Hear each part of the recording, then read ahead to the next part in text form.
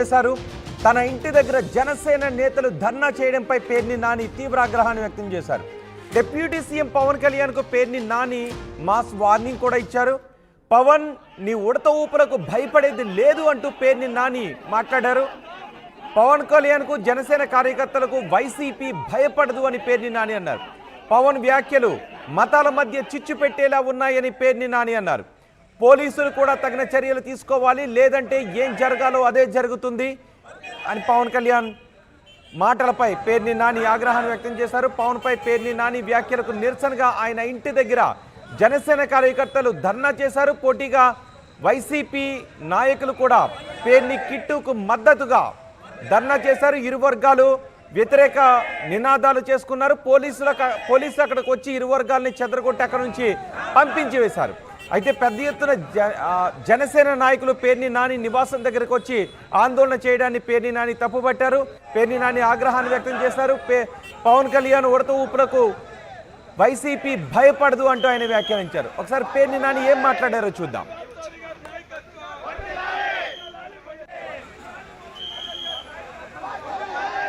పవన్ కళ్యాణ్కి హెచ్చరిక జారీ చేస్తున్నాం.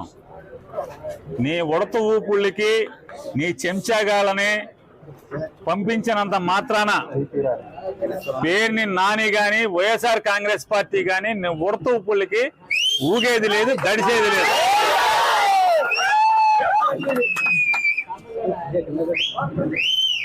రాజకీయాల్లోకి సినిమా నటుడై 4 డ్యాన్స్లు వేసి నువ్వు వచ్చి నీ ఇష్టానుసారం ఎవరిని పడితే వాళ్ళని నోటుకొచ్చినట్టు మాట్లాడచ్చు.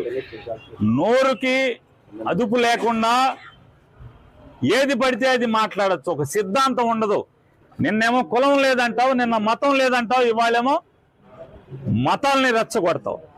హిందువులందరూ బయటికి రండి, అదే చర్చిలోనో మసీదులోనో ఏదైనా జరిగితే వాళ్ళందరూ రోడ్డెక్కరా, వాళ్ళకు చూసి వాళ్ళకున్న ఐకమత్యం కూడా హిందువులకు ఉండదా అని మాట్లాడుతుంటే ఈ రకంగా సమాజంని కులాల పరంగా మతాల పరంగా ఎన్నికల ముందు వరకు కులాల పరంగా రెచ్చగొట్టి ఇవాళ మతాల పరంగా రెచ్చగొట్టేటువంటి దౌర్భాగ్య నీచ రాజకీయాలు చేస్తున్నటువంటి పవన్ కళ్యాణ్ని ఎండగట్టాను.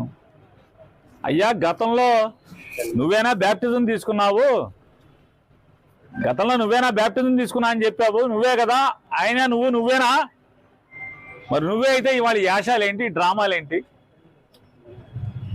అంతకుముందు యాషాలేంటి, అంతకుముందు భాష ఏంటి, అంతకుముందు డ్రామాలేంటి? ఇవాళ ఒక బాధ్యతాయుతమైనటువంటి ఉప ముఖ్యమంత్రి పదవిలో ప్రభుత్వంలో ఉండి బాధ్యత లేకుండా ప్రవర్తించటం ఇది సిగ్గుమాలినతనం కాదా అని నేను ప్రశ్నిస్తే, నిన్న మధ్యాహ్నం నేను ప్రశ్నిస్తే ఆర్గనైజ్ చేసుకుని సిగ్గు లేకుండా ఒక 50 మందిని పోగేసి తాగిచ్చి మా సందు మొదట్లోకి వచ్చి 4 కేకలేస్తే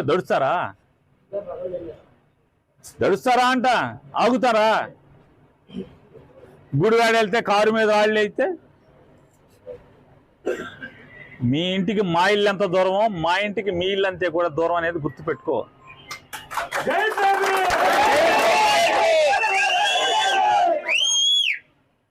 రెచ్చగొట్టి ఆర్గనైజ్ చేసి తాగిచ్చి తాగుబోతుల్ని కిరాయి రౌడీల్ని మా సందు మొదట్లో కూర్చోబెట్టి 4 అరుపులు అరిస్తే నువ్వు వాళ్ళు డౌన్ నాని అంటే ఈ మా వాళ్ళందరూ కూడా 400-500 మంది, నీ దగ్గర 50 మంది ఉంటే వాళ్ళు 400-500 మంది చేరారు, డౌన్ పవన్ కళ్యాణ్ అన్నారు. సిగ్గుపోయింది నీకే కదా. మా ఇంటికి వచ్చి మాతో తిట్లు తిన్నది నువ్వే కదా. నువ్వు డౌన్ ఒకసారి అంటే మా వాళ్ళు 100 సార్లు అంటారు డౌన్ అని. చేస్తే ఆగుతావా? బెదిరింపులు, ఇంటి ముందు దిష్టి బొమ్మ తీసుకొస్తే నేను కాషాయ బట్టలు వేసి 100 దిష్టి బొమ్మలు తగలబెట్టను. ఇది సునకానందం. ఈ దిష్టి బొమ్మ తగలడితే పవన్ కళ్యాణ్ తగలడిపోతాడేంటి? అది పేరు నాని దిష్టి బొమ్మ తగలడితే పేరు నాని తగలడిపోతాడా? మరి వ్యక్తిత్వాన్ని మెయింటైన్ చేయాలి. అంతేగాని పోతి పేరంటాల్లాగా మెట్లకి పసుపు కుంకాలు రాసుకుంటే ఏమవదు. పోతి పేరంటాలు అంటారు పల్లెటూళ్ళలో, గ్రామాల్లో పోతి పేరంటాలు అంటారు. హుందాగా శంషేర్గా రాజకీయాలు చేయండి. ఇవాళ అధికారంలో మీరున్నారు, జనాలకు ఇచ్చిన హామీలు జనాల్ని ఒక్క హామీ నెరవేర్చకపోగా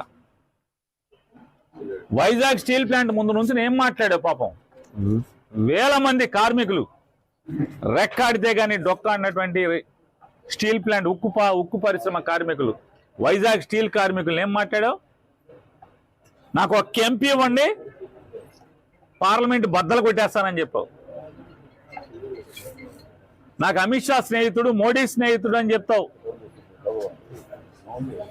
ఇవాళ స్టీల్ ప్లాంట్ అమ్మేస్తుంటే నీ దగ్గర 2 ఎంపీలు, నువ్వు ఉప ముఖ్యమంత్రి, ప్రభుత్వం ఉంది, ఒక రాష్ట్ర ప్రభుత్వం ఉంది, నీ మీద ఆధారపడి కేంద్రం బతుకుతుంది. కానీ నువ్వు కానీ చంద్రబాబు నాయుడు గారు కానీ మీ ఇద్దరు స్టీల్ ప్లాంట్ ఊసెత్తుతున్నారా, మాట్లాడుతున్నారా? ఆటికి చేసుకోండి ప్రాయశ్చిత్తాలు. పాపాలు చేశారు కదా, స్టీల్ ప్లాంట్ కాపాడుతానని సొల్లు కబుర్లు చెప్పారు కదా, ఆటికి ప్రాయశ్చిత్తం చేసుకోండి. లేదా ప్రజలకి హామీలు ఇచ్చారు, హామీలకి ప్రాయశ్చిత్తం చేసుకోండి. 100 రోజులు అయిపోయింది, మీరు వచ్చి 4 మాసాలు, 120 రోజులు అయిపోతుంది. 100 రోజులు మీరు అధికారంలో కులుకుతూ,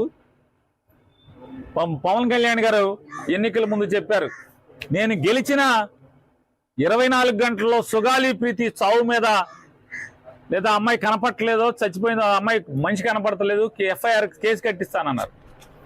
100 రోజులైంది, ఏది సుగాలి ప్రీతి కేసు ఏమైంది? 2014 నుంచి 19 మధ్య చంద్రబాబు నాయుడు గారి యొక్క ప్రభుత్వంలో 2017లో సుగాలి ప్రీతి మాయమైతే, ఆ అమ్మాయి అదృశ్యమైతే, ఆ తల్లి ఆ రోజు 2017లో నీ ప్రభుత్వం ఉన్నప్పుడు అదృశ్యమైతే కన్నీరు మున్నీరుగా రోధిస్తుంటే, జగన్మోహన్ రెడ్డి గారు ప్రభుత్వం ఉన్నప్పుడు డ్రామాలు చేసి ఎన్నికల్లో సుగాలి ప్రీతి కేసు ఎఫ్ఐఆర్ కట్టిస్తానని చెప్పిన పవన్ కళ్యాణ్ గారు ఉప ముఖ్యమంత్రిలో పదవిలో కులుగుతూనే సరిపోతుంది తప్పితే సుగాలి ప్రీతి కేసు ఏమైంది? 30,000 మంది ఆడపిల్లల్ని ఇంటికి తెస్తా అన్నారు. ఏ ఆడపిల్లని తీసుకొచ్చి ఎవరికి అప్పు చెప్పారు? మచిలీపట్నం పోలీసులకు కూడా హెచ్చరిక చేస్తున్నాం, ఈ రకమైనటువంటి తప్పుడు ఉద్యోగం మీరు చేయటం మొదలు పెడితే ఖచ్చితంగా బందర్లో హింసా రాజకీయాలు మొదలవుతాయి. పిల్లిని కూడా గదిలో పెట్టి కొడితే తిరగబడి ఒళ్ళంతా పీకుతుంది. మేము శాంతి కాముకులమే అవ్వచ్చు, అయినంత మాత్రాన ఈ రకంగా ఇళ్ల మీదకి రౌడీల్ని, కిరాయి మనుషుల్ని, తాగుబోతుల్ని తాగిచ్చి పంపించే పరిస్థితి వస్తే, నీకు 50 మంది ఉంటే మా దగ్గర 100,000 సంఖ్యలో ఉంటారు. పోలీసుకు కూడా చెప్తున్నాం,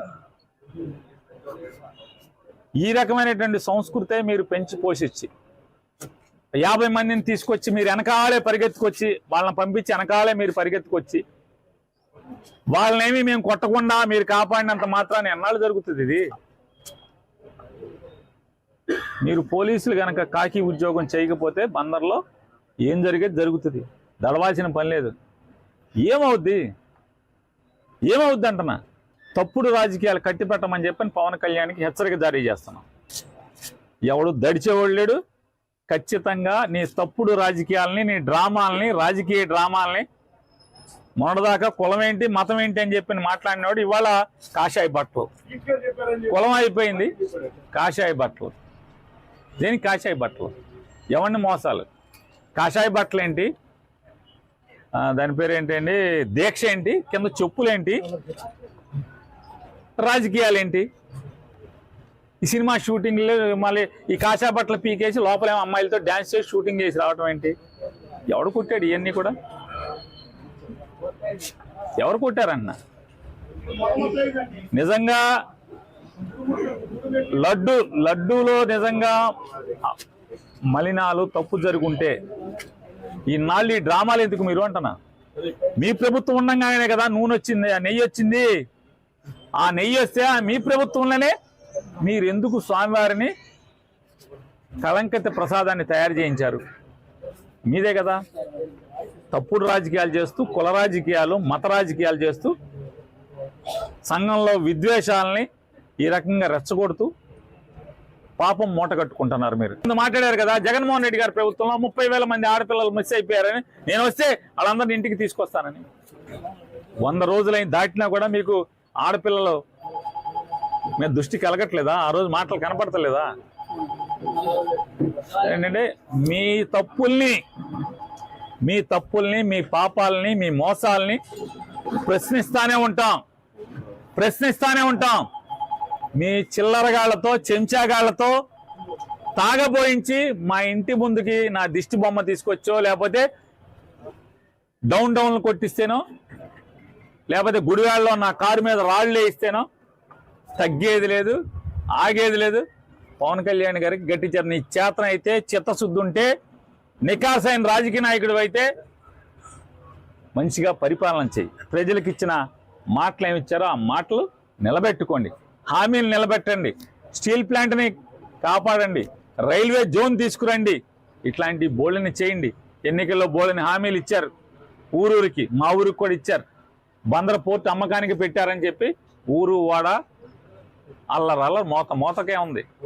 బందర పోర్టు తప్పబడిపోయింది, పని చేయట్లా, పని జరగట్లా, దాన్ని అమ్మకానికి పెట్టారు. అంటే పాపాలాపి మెడికల్ కాలేజీ జగన్మోహన్ రెడ్డి గారు ఆ కాలేజీకి అయ్యే ఖర్చు ప్రభుత్వం మీద భారం పడకుండా ఉంటాకి సుమారుగా 150 సీట్లలో 20 సీట్లు, అది కూడా ఎంసెట్ ద్వారా మెరిట్ ప్రకారం 20 లక్షల ఫీజు కట్టుకోండి అని చెప్పిన కాలేజీ మెయింటెనెన్స్ కోసం పెడితే ఇవాళ బందర్ మెడికల్ కాలేజీని కూడా అమ్మకానికి పెట్టినటువంటి ప్రభుత్వం మీది.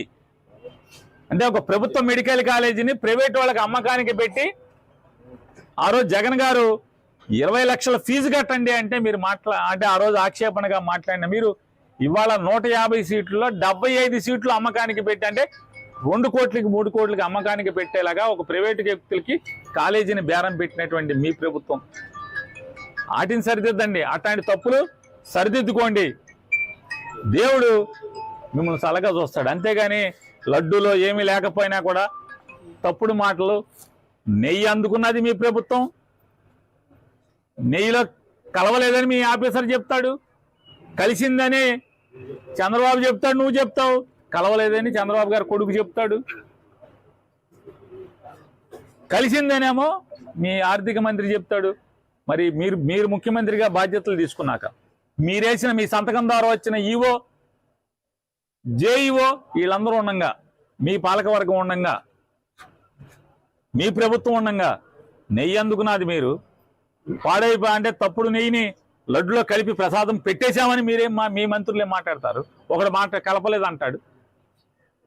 ఇట్లాంటి దేవుడితో దుర్మార్గమైనటువంటి నీచ రాజకీయాలు చేసే కంటే కూడా ప్రజలకి మంచి చేసి మంచి అనిపించుకోమని హితవు